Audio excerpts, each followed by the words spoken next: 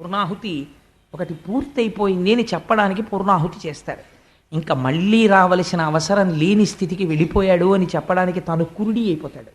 కురుడి అయిపోతే అందుకే కొబ్బరికాయతో మనకి రోజు సంబంధం. ఈ లోపల ఆత్మని తాను తెలుసుకుని ఆత్మగా ఉండి ఈ పై శరీరంతో సంబంధం ఉండదు. ఇంట్లో ఉన్న వాళ్ళకి చూసే వాళ్ళకి ఏమిటండి ఆయన ఏం పట్టించుకోరు, అలాగా ఆరోగ్యం అలా అయిపోతుంది, ఆయనకి ఏమీ అక్కర్లేదు అంటే ఆయన తెలుసుకున్నాడు. ఇంకా తను నిలబెట్టుకోవలసిన అవసరం లేదు, అయిపోయింది దీని పరిస్థితి. దీనితో ఏది చెయ్యాలో అది చేసేసాను గృహస్థాశ్రమంలోకి వచ్చి. ఇంకా దీనితో చెయ్యవలసింది ఏమైనా మిగిలిపోయి ఉంటే ఇంకా ఈ ఒళ్ళు వృద్ధాప్యంలో గడగడలాడుతూ ఈశ్వరుణ్ణి సేవించడానికి ఈ రెండు చేతులు ఇలా కలిపి నమస్కరించడానికే తప్ప ఇది ఉండాలన్న కోరికేం లేదు.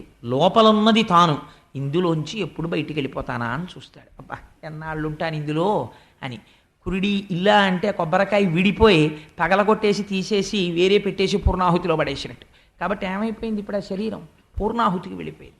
అంటే ఇంకా మరొకసారి శరీరంలోకి రాడిగా